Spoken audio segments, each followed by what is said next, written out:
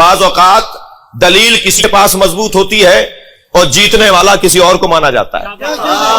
میں پاکستان ہندوستان کے مناظروں کی بات کر رہا ہوں جہاں ایک بالش گرنے سے مناظرہ جیت جاتے ہو، جہاں ایک جملے پر پورا مناظرہ جیت لیا جاتا ہو اور دلیل دھری کی دھری رہ جاتی ہو. یہ جو قدیم مناظرہ اور جدید مناظرے کا فرق ہے، بات کیونکہ مناظرے سے شروع ہو رہی ہے، فمن حاجک فیہ من بعد ما جاءک من العلم، یہ مناظرے والا پہلو ہے آیت کا. کیونکہ قدیم مناظرے میں الفاظ اور جملے اور اس وقت کا ماحول اپنے حق میں کر لینا، یہی تصور کیا جاتا تھا کہ یہ مناظرہ جس نے اپنے حق میں ماحول کر لیا وہ جیت گیا، جبکہ دلیل ہے اس کے پاس کچھ بھی نہیں تھی جی، اور صرف ایک جملہ اس کا کام کا ہو گیا اور وہ جیت گیا. لیکن جو جدید مناظرہ ہے اس میں پہلے تو دونوں اختلاف نظر رکھنے والے دونوں عالموں کو اور دانشوروں کو اور متکلموں کو یہ کہا جاتا ہے کہ نیت پہلے صاف کرو، پہلے اپنی نیتوں کو ٹھیک کرو. تم یہاں سیکھنے سمجھنے آئے ہو یا ضد کرنے آئے ہو؟ اگر پہلے ہی طے کیا ہوا ہے کہ ماننا ہی نہیں ہے تو وقت کیوں ضائع کر رہے ہو؟ اتنے لوگ بیٹھے ہوئے ہیں، دنیا دیکھ رہی ہے جیسے اکھاڑا لگا ہوا ہو، معاف کیجیے گا جملہ ممبر کا نہیں ہے، جیسے مرغے لڑ رہے ہو. کیا ہو رہا ہے جب تم نے پہلے ہی طے کیا ہوا ہے کہ مجھے ماننا ہی نہیں ہے؟ تو پھر وقت کیوں ضائع کر رہے ہو؟ کیوں توانائیاں ضائع کر رہے ہو؟ کیوں بلڈ پریشر ہائی کر رہے ہو؟ کیوں ماحول کو خراب کر رہے ہو؟ لہذا ہر وہ شخص جس کے بارے میں آپ کو یقین ہو جائے کہ یہ دلیل آ جانے کے بعد بھی نہیں مانے گا، خبردار علی والو اپنا وقت ضائع نہ کرو. اعلان کر دیا کہ اگر نبی مکرم کا کوئی قول کوئی حدیث دکھا دی کہ سرکار نے اپنی زبان سے علی ولی اللہ کہا ہو تو میں شیعہ ہو جاؤں گا. بڑا دعویٰ کیا خیر پور کے ایک مناظر نے جو پلاٹ کے جھگڑے میں مارا گیا، اور بڑا دعویٰ کیا کہ صاحب اگر کبھی کہیں مجھے کوئی شیعہ دکھا دے کہ سرکار نے اپنی زبان مبارک سے کہا علی ولی اللہ تو میں شیعہ ہو جاؤں گا. ہمارے بزرگ عالم دین جناب مولانا محمد عبداللہ جروار برادرم جناب مولانا محمد اون صاحب کے سویم میں وہ فاتحہ کے لیے آئے ہوئے تھے. انہوں نے مناظرہ قبول کر لیا اور روڑی میں مناظرہ ہوا، اور اس مناظرے میں انہوں نے ہمارے بھائیوں کی کتاب دکھائی جس کا نام ہے الفرائض السمتین. نوٹ کریں بچے، اس کا نسخہ میرے پاس موجود ہے اور وہ مل بھی جائے گی آپ کو. الفرائض السمتین فی فضائل نبی و سبتین، جی نبی اور آل نبی کے فضائل میں وہ کتاب لکھی. وہ لکھنے والے اہل سنت عالم ہیں اور ان کا نام علامہ الجوینی. ان کی کتاب دکھا دی کہ نبی نے فرمایا کہ جنت کے 8 دروازے اور 8 دروازوں پر لکھا ہوا ہے لا الہ الا اللہ محمد الرسول اللہ علی اور ولی اللہ.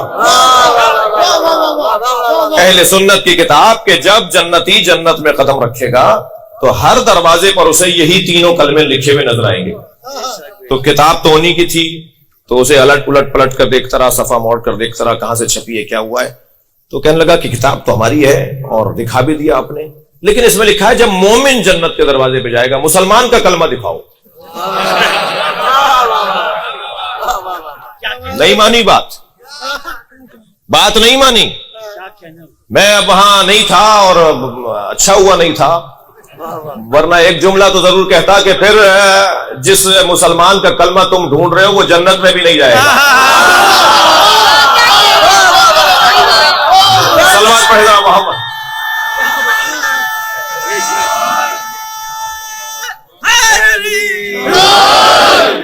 تو میں نے یہ مثال دی.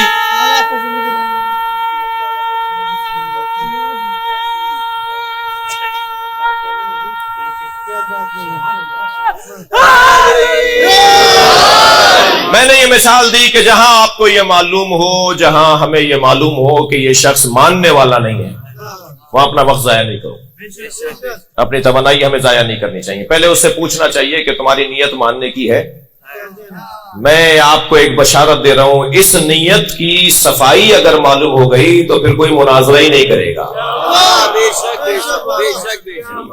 کیوں چھیڑا تھا 4 دن پہلے ایک بحث کو؟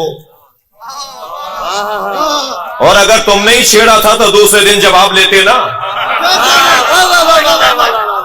جواب تو دیا جا رہا تھا, جواب تو دیا جا رہا تھا. پہلے تو میں گزارش کروں گا آپ کے توسط سے ذمہ داروں سے, اور یہاں موجود ہیں وہ نوٹ کریں اور آگے پہنچائیں, کہ اس ٹی وی چینل پہ گزشتہ 4-6 سال سے ہر سال کوئی نہ کوئی ایک ایسا موضوع اٹھایا جاتا ہے جس سے ملک میں آگ لگے, جس میں ملک میں فساد پھیلے, تناؤ ہو, کھچاؤ ہو, مشکلات میں اضافہ ہو. یہ موضوعات ٹی وی چینل کے بیان کرنے کے نہیں ہیں, اور اگر وہاں بیان کرنا بھی ہے تو پھر سننے کی جرت بھی رکھو. اگر طے ہو گیا ہے کہ بیان ہونا ہے, پہلے تو طے نہیں ہوا. پاکستان کے اندر اس انداز سے مناظروں پر پابندی ہے. عجیب بات ہے کہ اگر سکھر میں مناظرہ ہو رہا ہو, حیدرآباد میں مناظرہ ہو رہا ہو, تو علاقائی انتظامیہ FIR کاٹ دیتی ہے کہ جی مناظرہ تو پابندی ہے مناظرے پر, اور آپ ٹی وی پہ مناظرہ کرنے کی اجازت دے رہے ہیں, کوئی FIR نہیں کر رہی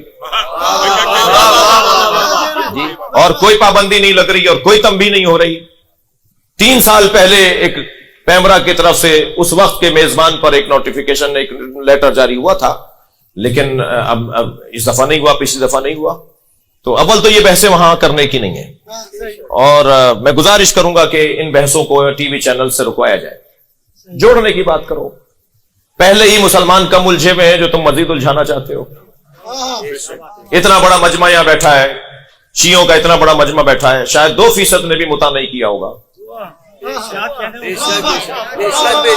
ایک چیز کا حلال ہونا اور ہے, ہزاروں حلال ہیں جن پر آپ عمل نہیں کرتے. ضروری ہے کہ اگر حلال ہے تو سارے شیعہ مطاع کرتے ہیں؟ ایسا نہیں ہے. ٹھیک ہے, اور پھر اگر چاہتے ہو سننا کہ یہ علمی طور پر کیسی ہے, تو ہم نے بھیج دیے تھے وہ حوالے کہ کون کون سے صحابی مطاع کے نتیجے میں دنیا میں آئے. ہاں, کتابوں میں لکھا ہوا ہے کون کون سے صحابہ محترم تھے جن کی زوجہ عقد مطاع میں ان کے ساتھ تھیں, اور ان کے عقد مطاع کے نتیجے میں کون سا تابعی اور کون سا صحابی محترم کا بیٹا دنیا میں آیا. بہت بڑا نام بتا دوں, ایک مشہور نام بتا دوں, پریشان کیوں ہیں؟ ایک بہت بڑا نام ہے عبداللہ ابن زبیر. انہوں نے کہا کہ یہ حرام کام ہے, یہ فلاں ہے. تو ایک صحابی محترم نے آواز دی, خبردار اپنی والدہ سے پوچھو تمہارے والد کا ان سے کون سا حق تھا. تو وہ گئے اور انہوں نے اپنی والدہ ام سلمہ سے کہا کہ اماں ابا کے ساتھ آپ کا کون سا حق تھا, مجھے یہ کہا ہے فلاں محترم نے. کہنے وہ صحیح کہہ رہے ہیں, عقد مطاع تھا جس کے نتیجے میں تم دنیا میں آئے. تو بھائی اگر نبی مکرم کے زمانے میں اور خیبر کی فتح ہو جانے کے بعد یہ حرام ہو گیا تھا, تو پھر حضرت ابوبکر کے زمانے میں صحابہ یوں کیوں کر رہے تھے؟ صحابہ کرام یہ حضرت ابوبکر کے زمانے میں کیوں کر رہے تھے؟ یہ حضرت ابوبکر کے زمانے تک رائج رہا, حضرت عمر نے روکا. اور ابھی آپ نے 6 سال پہلے تو ایک پمفلیٹ چھاپا تھا کہ حضرت عمر کے 27 کارنامے, ان میں آپ نے 7واں کارنامہ لکھا تھا کہ انہوں نے متع کو حرام قرار دیا. پھر کیسے کہہ رہے ہو کہ نبی نے حرام کیا؟ اگر حوصلہ ہے تو پھر یہ ساری باتیں ہونی چاہیے. اور میں تو امام بارگاہ میں کرتے وقت 4 دفعہ سوچ رہا ہوں, اور آپ ٹی وی چینل پر بیٹھ کر پورے ملک کو مصروف کر رہے ہیں. تو میری گزارش یہ ہے کہ ان موضوعات کو ٹی وی چینلز پہ بیان نہیں ہونا چاہیے, اور ان مضامین کو وہاں بیان نہیں ہونا چاہیے. وہاں بیان ہونا چاہیے ان مضامین کو کہ جو اخلاقیات ہیں, جو گھریلو مسائل ہیں, جو ذاتی الجھنے ہیں, اور جو فقہی مسائل ہیں. میری نماز کا یہ مسئلہ, میرے روزے کا وہ مسئلہ, اپنی عبادات اور اپنے ذاتی معاملات کو بیان کریں. جن میں الجھنے ہیں, جن میں مسائل ہیں, انہیں بیان کریں گے تو اس کے لیے پھر فورم چاہیے, اور اس کے لیے پھر حوصلہ چاہیے, اور پھر جگر چاہیے. تو جدید مناظرے میں پہلی شرط یہ ہوتی ہے, تھکے تو نہیں میری باتوں سے آپ؟ جدید مناظرے میں پہلی شرط یہ ہے کہ طے کریں کہ آپ کو ماننا ہے. اگر سامنے والا ماننے کی نیت سے بیٹھا ہے تو پھر مناظرہ ہوگا, اور اگر نیت ہی ماننے کی نہیں ہے تو وقت ضائع نہیں کرو ہمارا.